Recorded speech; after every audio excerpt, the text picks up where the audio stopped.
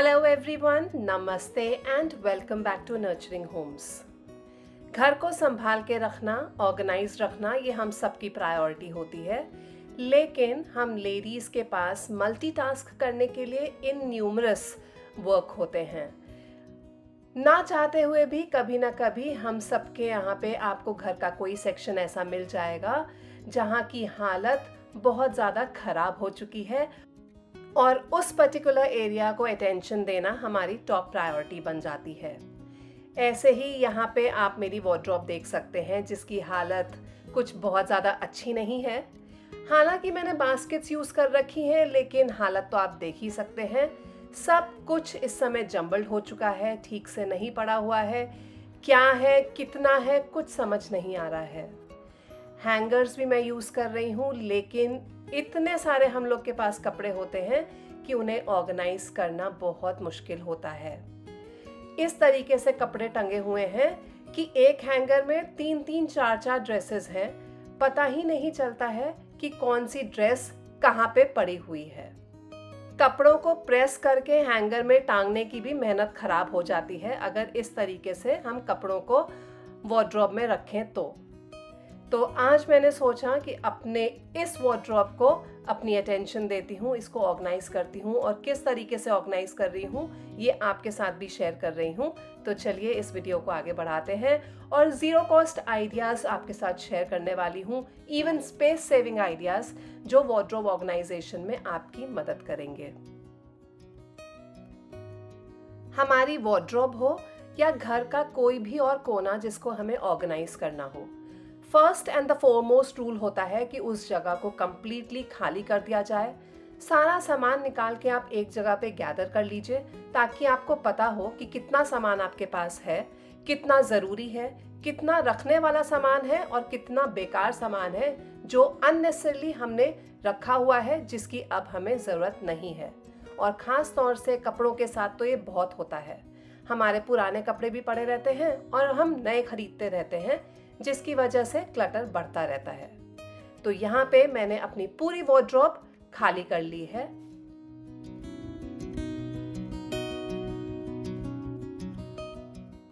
दूसरा सबसे ज़रूरी स्टेप होता है डीक्लटर करना।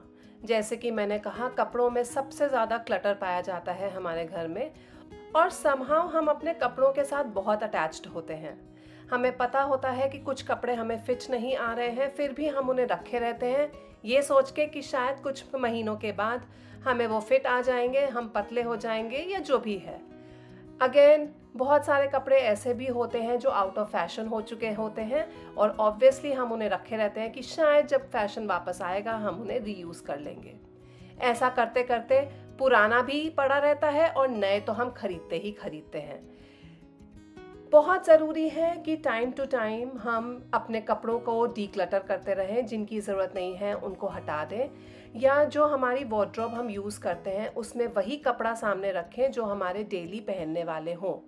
बाकी अगर कोई भी कपड़े आपको रखने हैं इस तरीके से कि किसी में कोई रिपेयर हो, इलास्टिक ख़राब हो गया हो, थोड़ा सा कट आ गया हो, उसे टेलर से सही करवाना हो या टाइट या लूज़ करवाना है कपड़ों को, आउट ऑफ फैशन कुछ कपड़े हो गए हैं लेकिन आपको रखने हैं, फिर भी ऐसे कोई भी कपड़े जो आपके डेली वेयर में नहीं आते हैं उनको आप एक बैग में डाल के अलग रख दीजिए, जैसे कि लोफ्ट वगैरह में, ताकि आपकी वार्डरोब में स्पेस बनी रहे और वहाँ पे कोई क्लटर ना हो डेली वेयर कपड़ों के साथ। सभी कपड़ों को मैंने यहाँ पे ठीक से अरेंज कर दिया है और उनकी अलग अलग पाइल्स बना दी हैं, सो आई नो कि कौन से कितने कपड़े मेरे पास हैं।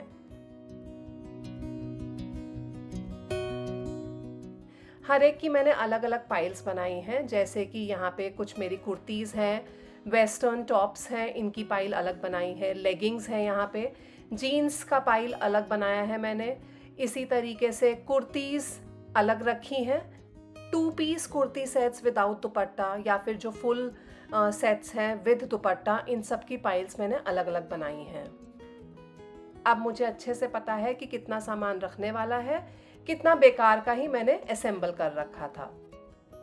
यहाँ पे ये जो आप पाइल देख रहे हैं ये सारा निकालने वाला है, मतलब ये उस तरीके के कपड़े हैं जो अब मेरे किसी काम के नहीं हैं, तो इनको अब मैं अलग से एक बैग में डाल दूंगी।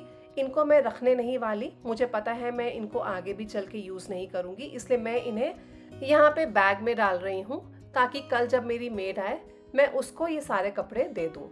अगर आपको लगता है कि आपके कपड़े काम में आ सकते हैं तो किसी बैग में एक साथ उन्हें इकट्ठा करके आप अपनी लोफ्ट में रख दीजिए, ताकि मेन कबर्ड में हम ज़्यादा से ज़्यादा जगह बना पाए अपने डेली वेयर के लिए। तो देखिए कितने सारे कपड़े यहाँ से निकल गए हैं।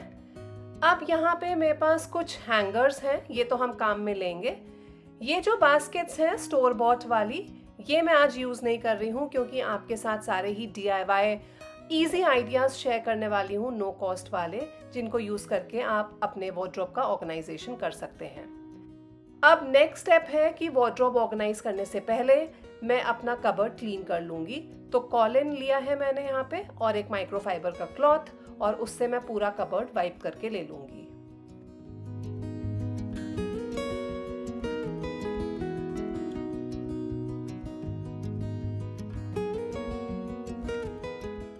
ऑर्गेनाइजेशन शुरू करने से पहले मैं यहाँ पे आपको 2 कुर्तीज़ हैंगर में टांग के दिखा रही हूँ। ऐसा मैं इसलिए कर रही हूँ ताकि आपको दिखा सकूँ कि जब भी आप हैंगर में टांगते हैं तो जितनी छोटी आप फोल्ड रखेंगे उतना ही अच्छा रहेगा, स्पेस का बेटर यूटिलाइजेशन हो पाएगा। जहाँ पे आप काली कुर्ती देख रहे हैं वो नीचे तक लटक के आ रही है, वहीं पे लाल कुर्ती उसके आधे साइज की है, जिसकी वजह से हम नीचे की स्पेस ऑप्टिमली यूटिलाइज कर पाएंगे। तो हमेशा जब भी आप फोल्ड करके हैंगर में टांगे, हमेशा आप इस तरीके से फोल्ड कीजिए कि उसकी फोल्ड छोटी रहे और वो निकले भी ना। फोल्ड करने का सही तरीका मैं आपको अब दिखा रही हूँ। कुर्ती लीजिए और उसको इस तरीके से तय करना शुरू कीजिए जैसे कि मैं आपको स्क्रीन पे दिखा रही हूँ। जब कुर्ती की बाहों को आप अंदर की तरफ फोल्ड कर दें तो आपको फुल लेंथ कुर्ती मिल जाएगी एक रेक्टेंगल शेप में। हैंगर लीजिए और 1/3 उसको हैंगर में डाल दीजिए इस तरीके से, और रिमेनिंग जो कुर्ती का पोर्शन बचा है उसको वापस हैंगर की तरफ डालिए और इस तरीके से डालिए कि कपड़ा आपका दूसरी तरफ ओवरलैप हो। ऐसे हैंग करने से कुर्ती कभी भी गिरेगी नहीं, हैंगर में अच्छे से टंगी रहेगी। पैंट्स को भी आपको छोटा फोल्ड करके ही हैंगर में टांगना है। ये फुल कुर्ती का सेट है जो मैं आपको दिखा रही हूँ यहाँ पे, और जैसे मैंने कुर्ती फोल्ड की थी उसी तरीके से मैं यहाँ पे इसकी पैंट भी फोल्ड कर रही हूँ। ओवरलैप किया है, दूसरी तरफ पैंट को निकाल दिया है ताकि ये जो ओवरलैप है इसकी वजह से जब हम कपड़ों को टांगेंगे तो उसकी तय खराब नहीं होगी और कपड़े टंगे टंगे अपने आप गिरेंगे नहीं।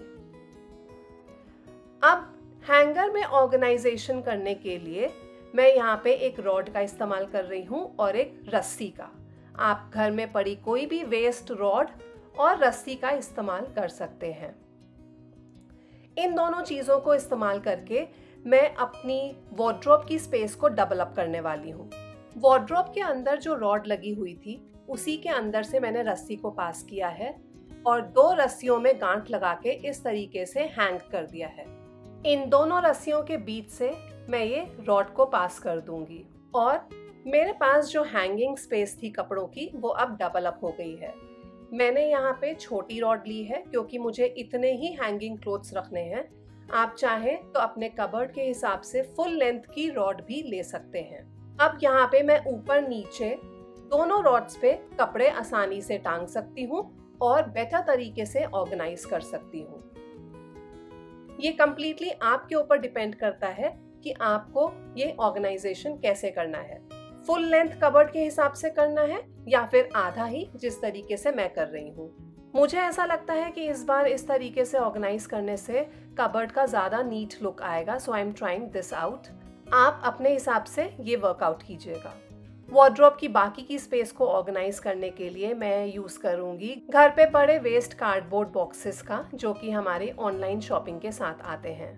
ये सारे ही कार्डबोर्ड बॉक्सेस काफ़ी ज़्यादा स्टर्डी हैं।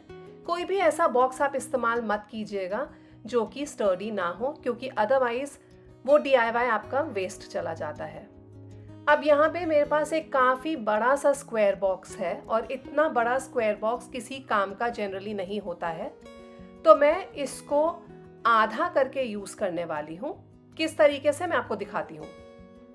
सबसे पहले तो इस बॉक्स की चारों ही लिड्स मैंने ऊपर से काट दी हैं। इसकी हमें ज़रूरत नहीं है।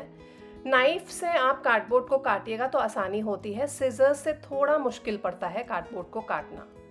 लिड्स काट लेने के बाद अब मैं इस बॉक्स को उल्टा कर रही हूँ और सेंटर से इस बॉक्स की मार्किंग ले लूँगी तीनों ही तरफ। और ये जो अब मैंने मार्किंग ली है इसके अलोंग मुझे इसे कट करके लेना है। जिस तरीके से हम ये बॉक्स बना रहे हैं ये इतना ज़्यादा स्टर्डी बनेगा कि आप सोच भी नहीं सकते हैं। और दूसरा, यही बॉक्सेस आपको बाज़ार में काफ़ी ज़्यादा महंगे मिलते हैं। अभी आप खुद ही देखेंगे कि मैं इसे कैसे बना रही हूँ। ये बड़ा सा बॉक्स 2 हिस्सों में कट गया है। ये दोनों ही हिस्से हमें एक के अंदर एक डालने हैं, इसलिए मैं यहाँ पे फेविबॉन्ड का इस्तेमाल कर रही हूँ दोनों ही कार्डबोर्ड पीसेस को आपस में जोड़ने के लिए। फेविबॉन्ड से बहुत जल्दी चिपक जाता है और स्पेशली कार्डबोर्ड जैसी चीज़ काफ़ी ज़्यादा मजबूती से चिपकती है। हालांकि आप चाहें तो फेविकोल का भी इस्तेमाल कर सकते हैं या फिर ग्लू गन भी यूज़ कर सकते हैं। अब बस एक के अंदर एक ये बॉक्स इस तरीके से आप फिट कर दीजिए। क्योंकि दोनों सेम साइज़ के ही हैं तो ये आराम से फिट हो जाएंगे। अगर ऊपर से लगे कुछ एक्स्ट्रा पोर्शन है तो आप कट करके ले सकते हैं, बट अदरवाइज़ ये आराम से फिट हो गया है और आप खुद ही अब इस बॉक्स की मजबूती का अंदाज़ा लगा सकते हैं। बॉक्स के नैरो वाले साइड पे मैं एक और कट मारूंगी और ये कट मारना ज़रूरी है ताकि इस बॉक्स के अंदर पड़ा हुआ सामान हमें डिस्टिंक्टली नज़र आए कि क्या क्या और कितना पड़ा हुआ है। कट मारने के बाद ये बॉक्स आपको कुछ इस तरीके से दिखेगा।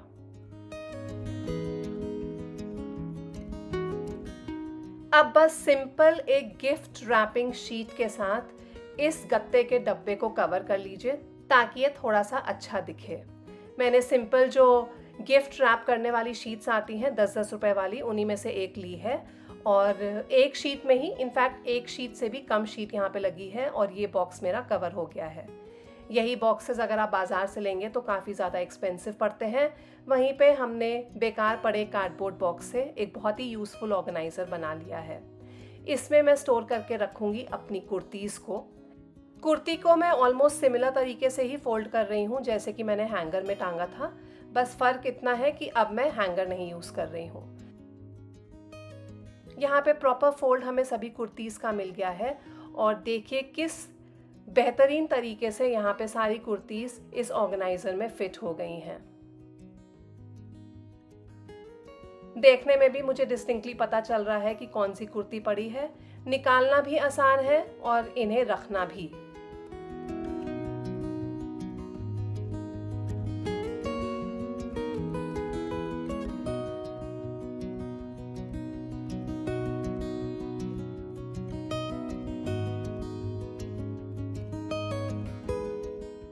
इस ऑर्गेनाइजर को मैं अपने कबर्ड के एकदम लेफ्ट एंड में रखूंगी। ये मेरी डेली यूज होने वाली कुर्तीज हैं। सेकेंड ऑर्गेनाइजर भी मैं बनाऊंगी एक इस बड़े से कार्डबोर्ड बॉक्स के साथ ही, लेकिन थोड़े डिफरेंट तरीके से। क्योंकि ये बॉक्स भी बहुत बड़ा है, इसको मैं एग्जैक्टली 2 हाफ्स में डिवाइड कर दूंगी। मेरे पास 2 कार्डबोर्ड के पीसेस आ गए हैं। एक पीस में मैंने इस तरीके से रेक्टेंगल मार्किंग ली है जिसको मैं कट करके लूंगी। इसको जब मैं कट कर लूंगी तो ये बन गया है मेरा हैंडल, जिसकी वजह से इसको वार्डरोब से निकालने करने में मुझे आसानी रहेगी। अब अगेन मैं रैपिंग पेपर के साथ इसको कवर कर लूंगी ताकि ये थोड़ा सा अच्छा लगे। और रैप करने के बाद ये हमारा ऑर्गेनाइजर कुछ इस तरीके से दिख रहा है। इस ऑर्गेनाइजर को मैं काम में लूंगी अपनी लेगिंग्स, पैंट्स या जेगिंग्स को ऑर्गेनाइज करने के लिए।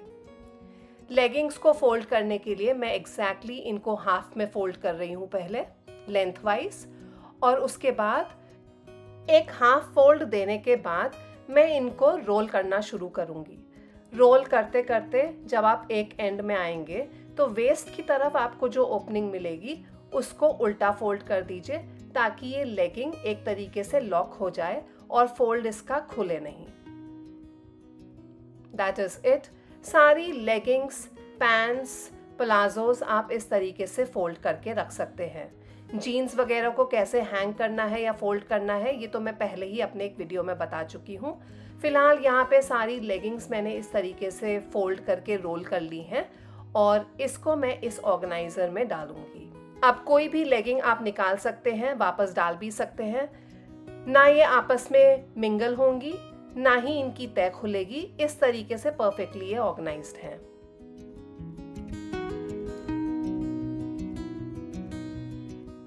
अब ये ऑर्गेनाइजर जाएगा next to the kurti organiser जो अभी हमने बनाया है।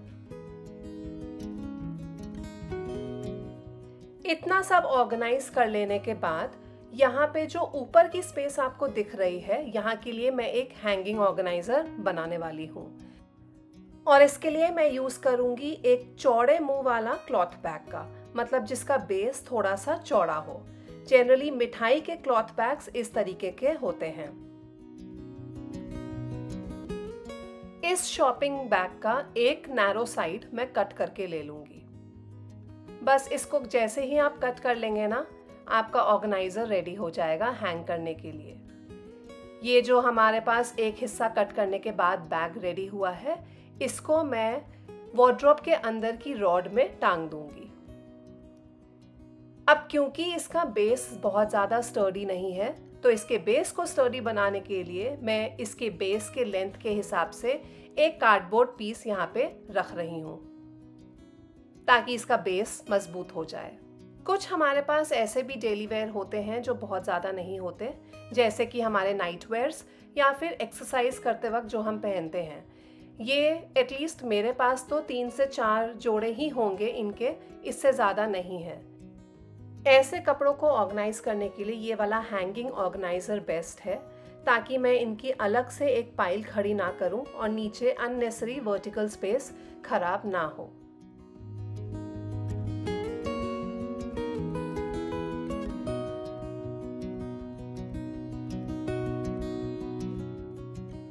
अब ये वाला सेक्शन तो मेरा अच्छे से ऑर्गेनाइज हो गया है, काफ़ी आई प्लीजिंग भी लग रहा है और फंक्शनल भी है। लेकिन ये जो डोर स्पेस हमारी होती है कबर्ड की, इसको भी हमें वेस्ट नहीं करना है। यहाँ पे आप चाहें तो रॉड्स लगवा सकते हैं, वरना जैसे अगर आपके पास भी रॉड्स नहीं हैं, जैसे कि मेरे कबर्ड में नहीं है, तो मैं यहाँ पे लगाऊंगी कमांड हुक्स, जिनकी मदद से हम डोर स्पेस को भी यूज़ कर सकते हैं कुछ ना कुछ हैंग करके ऑर्गेनाइज करने के लिए। स्लिंग बैग्स, छोटे वाले पर्सेस, बेल्ट्स, टाइज, स्कार्फ्स, इन सबको ही ऑर्गेनाइज करने के लिए परफेक्टली डोर स्पेस को यूज़ किया जा सकता है।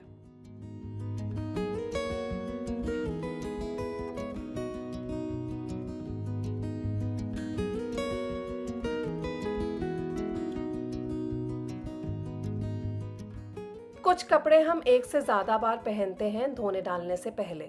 ऐसे कपड़ों को आप डोर के पीछे टांग के रख सकते हैं कबर्ड के अंदर ही। ये कपड़े अब इधर उधर नहीं पड़े रहेंगे, ना ही कोई घर पे क्लटर क्रिएट करेंगे।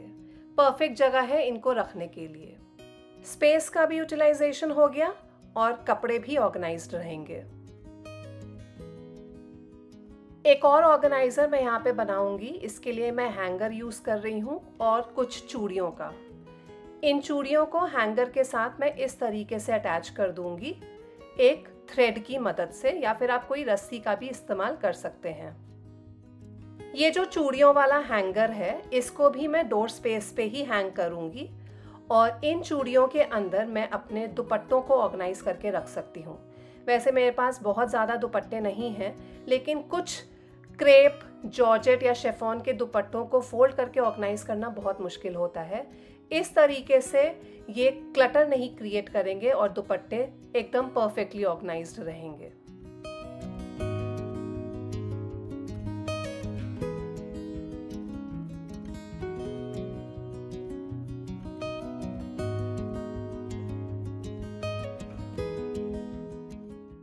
वैसे कहने वाली बात नहीं है, लेकिन ड्रॉर्स भी बहुत ज़्यादा एट टाइम्स मेसी हो जाती हैं। इनको ऑर्गेनाइज करने में थोड़ी सी मुश्किल आती है।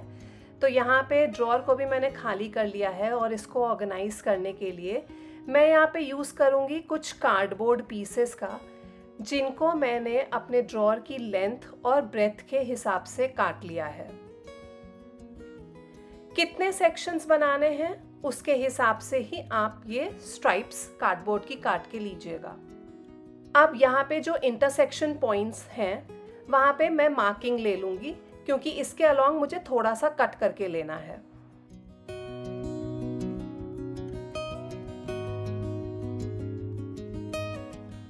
जहाँ जहाँ मैंने मार्किंग लिया है वहाँ पे मैं लाइंस ड्रॉ करके लूँगी। फुल लेंथ जो है वो मैं नहीं ले रही हूँ कार्डबोर्ड की, आधे लेंथ की ही लाइन ड्रॉ की है मैंने हर कार्डबोर्ड स्ट्राइप के ऊपर, और इसको मैं कट करके ले लूँगी। याद रखिएगा, हमें पूरा कट नहीं करना है, आधा ही कट करना है। आपको देखने में ये मुश्किल लग रहा होगा, लेकिन जब आप करेंगे तो ये बिल्कुल भी मुश्किल नहीं है। जैसे मैं दिखाती जा रही हूँ स्क्रीन पे, बिल्कुल वैसे ही कीजिएगा।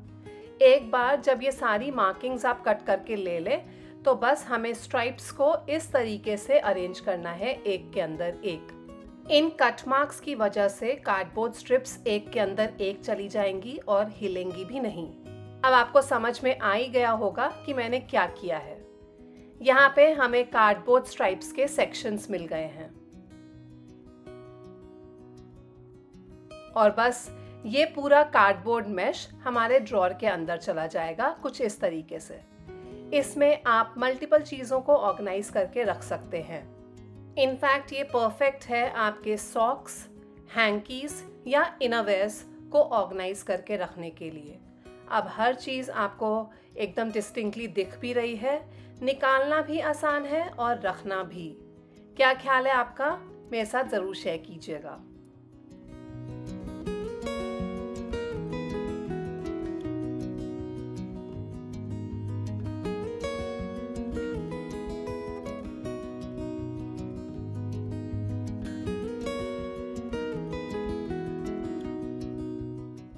बहुत सारे शॉपिंग बैग्स होते हैं हमारे पास, स्पेशली इस तरीके के पेपर बैग्स।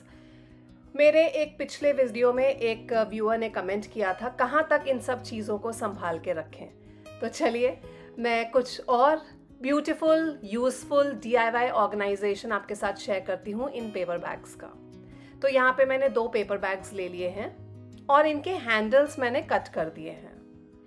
इनको मैं यूज़ कर रही हूँ अपनी कुछ पतली जैकेट्स को ऑर्गेनाइज करके रखने के लिए। हमारे यहाँ जनरली जून ऑनवर्ड्स बरसातें शुरू हो जाती हैं और उस समय काफ़ी ज़्यादा ठंड होती है जब हमें पतली वाली जैकेट्स लगती हैं। लेकिन तब तक के लिए इन्हें मैं इस तरीके से पेपर बैग के अंदर रख रही हूँ और दूसरे पेपर बैग की मदद से इन्हें कवर कर दूँगी ताकि इनके ऊपर डस्ट भी ना चढ़े। अब मुझे इन्हें हैंगर में टांग के रखने की ज़रूरत नहीं है क्योंकि अननेसेसरी वो स्पेस ऑक्यूपाई करती हैं। फॉर द टाइमिंग जब तक 1-2 महीने के लिए ये यूज़ नहीं होंगी, इस तरीके से पेपर बैग के अंदर पड़ी रहेंगी, कवर्ड रहेंगी, डस्ट फ्री रहेंगी। चाहे तो आप इस तरीके से इनको लेबल भी कर सकते हैं ताकि आपको पता रहे कि किस पेपर बैग के अंदर एग्जैक्टली क्या गया है।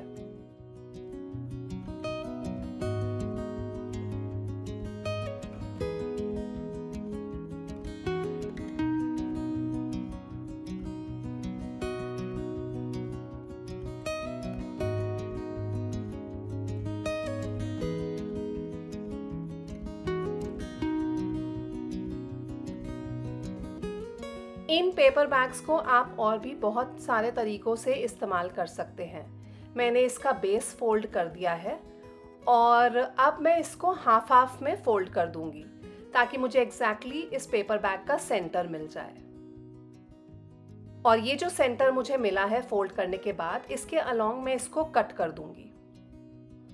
इस बैग के हैंडल को भी मैं कट करके ले लूंगी क्योंकि मैं इसको डिफरेंट जगह पे लगाऊंगी अभी इस ऑर्गेनाइजर में ही जो मैं बना रही हूँ।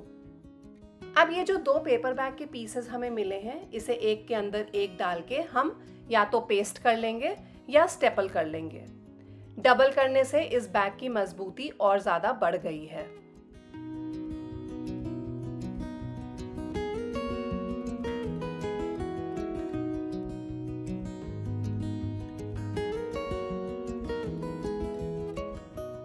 पेपर बैग के नैरो वाले साइड पे मैं इस तरीके से 2 छेद कर रही हूँ। इन 2 छेद के अंदर मैं डालूंगी हैंडल जो हमने अभी इस पेपर बैग का कट किया था, ताकि हमारा जो हैंडल है वो आगे की तरफ आ जाए। ये जो हैंडल हमने काटा था, यही हैंडल मैं इन छेद के अंदर इंसर्ट करके अंदर की तरफ गांठ लगा दूंगी ताकि ये हैंडल अपनी जगह से हिले नहीं। 2 गांठ अंदर की तरफ लग गई है और ये हैंडल पेपर बैग के साथ फिक्स हो गया है। ये जो पेपर बैग बनाया है हमने, इसमें आप बहुत ज़्यादा हेवी कपड़ों को मत डालिएगा। ये परफेक्ट है आपके बच्चों की टी शर्ट्स वगैरह को या शॉर्ट्स वगैरह को ऑर्गेनाइज करके रखने के लिए। बहुत ज़्यादा हेवी कपड़े इसमें टिकेंगे नहीं, लेकिन छोटे बच्चों के शॉर्ट्स वगैरह हो गए या फिर टी शर्ट्स हो गई, शर्ट्स हो गई, वो अच्छे से यहाँ पे ऑर्गेनाइज हो जाती हैं। हैंडल की वजह से अब इसे कबर्ड से निकालने करने में काफ़ी आसानी रहेगी आपको। आप चाहें तो पैकेट्स में आगे लिख भी सकते हैं कि कौन से पैकेट में क्या है, ताकि आपके बच्चों के लिए इन्हें एक्सेस करना और भी ज़्यादा आसान हो जाए। अपने अगले वार्डरोब ऑर्गेनाइज़र के लिए मैं फिर से यही वाला मिठाई के डब्बे वाला शॉपिंग बैग यूज़ कर रही हूँ। ये पतले प्लास्टिक से बना हुआ है और चौड़े मुंह वाला ही है। इस बार हम इसको हैंगिंग ऑर्गेनाइज़र नहीं बनाएंगे, इसको एज अ बास्केट बनाएंगे जिसमें हम कपड़ों को रख पाएंगे। तो ये बहुत ज़्यादा स्टर्डी मटेरियल का तो है नहीं, पतले प्लास्टिक से ही बना हुआ है। इसको मैं इस तरीके से बाहर की तरफ फोल्ड कर रही हूँ कि ये अपने आप में डबल हो जाएगा। कुछ भी अभी काट नहीं रही हूँ मैं, सिर्फ बाहर की तरफ फोल्ड कर रही हूँ। फोल्ड करने के बाद भी ये बहुत ज़्यादा स्टर्डी नहीं है, इसलिए इसको थोड़ी स्टर्डीनेस देने के लिए, थोड़ी और मजबूती देने के लिए मैं यूज़ करूँगी कुछ कार्डबोर्ड पीसेस का, जो कि मैं इसके चारों साइड्स के अंदर इस तरीके से डाल दूँगी। हमने बैग को सिर्फ आउटवर्ड्स फोल्ड ही किया था ना, तो ये कार्डबोर्ड पीसेस इसी गैप के अंदर आराम से चला जाएगा। बस सिर्फ इतना ध्यान रखिएगा कि कार्डबोर्ड पीस आपका एग्जैक्ट मेजरमेंट का होना चाहिए। जैसे कि आपका ये बैग है, अगर थोड़ा भी छोटा कट गया तो ये कार्डबोर्ड पीस बाहर निकल के आएंगे। ये अब काफ़ी ज़्यादा मजबूत हो गया है, स्टर्डी हो गया है और अब अपनी जगह से हिलेगा नहीं। आप चाहें तो बेस में भी एक कार्डबोर्ड शीट लगा सकते हैं। For me this works perfect. मुझे नीचे कार्डबोर्ड लगाने की ज़रूरत फील नहीं हो रही है। इस बैग के हैंडल्स चाहे तो आप अंदर ही फोल्ड कर सकते हैं या फिर काट के हटा भी सकते हैं, चॉइस इज़ योर्स। फिलहाल मैंने यहाँ पे हैंडल्स दोनों ही काट दिए हैं और मैं इन्हें बाहर की तरफ लगाऊंगी ताकि बास्केट को कबर्ड में डालना और रखना निकालना आसान हो जाए, जैसे कि मैंने बाकी सब ऑर्गेनाइजर्स में किया है। इसके अंदर भी आप अपने बच्चों की टी शर्ट्स वगैरह को ऑर्गेनाइज करके रख सकते हैं, यहाँ तक कि टॉवल्स वगैरह, हैंड टॉवल्स, फेस टॉवल्स, इस तरीके की बास्केट्स में आराम से ऑर्गेनाइज किए जा सकते हैं। मैं यहाँ पे भी टी शर्ट्स को ही ऑर्गेनाइज कर रही हूँ क्योंकि मेरे बेटे के पास बहुत सारी टी शर्ट्स हैं। मुझे लगता है उसको लड़कियों से भी ज़्यादा कपड़ों का शौक़ है और वो बहुत ज़्यादा अपनी पसंद के ही खरीदता है। तो यहाँ पे सारी टी शर्ट्स भी उसकी यहाँ पे परफेक्टली फिट हो जाएंगी अब। और सबसे बड़ा फ़ायदा इस तरीके से फाइल सिस्टम में कपड़ों को रखने का ये होता है कि आप कोई एक आध शर्ट भी बाहर निकालेंगे तो बाकी के सारे शर्ट्स अपनी जगह से बहुत ज़्यादा हिलते नहीं हैं और खुल के बिखरते नहीं हैं। सो ये मेथड काफ़ी अच्छा माना जाता है कपड़ों को ऑर्गेनाइज करने के लिए। तो ये थे कुछ wardrobe organisation ideas which were no cost and space saving also. I hope यहाँ से आपको काफ़ी सारे आइडियाज़ मिले होंगे जिससे आप अपनी वार्डरोब को ऑर्गेनाइज कर सकते हैं। जो मेथड आपके लिए बेस्ट वर्क करता है वो यूज़ कीजिए। ज़रूरी नहीं है कि हर चीज़ हर एक के लिए अप्लाई करें। So do what works best for you. उम्मीद करती हूँ ये वीडियो आपको पसंद भी आया होगा और आपके लिए बहुत यूज़फुल भी रहा होगा। ऐसे ही और कई वीडियोस के लिए do subscribe to our channel and also hit the bell icon next to it so you are notified every time we upload our next video. Thank you for now. Keep smiling, keep watching, and I'll be back soon with another one. Bye bye.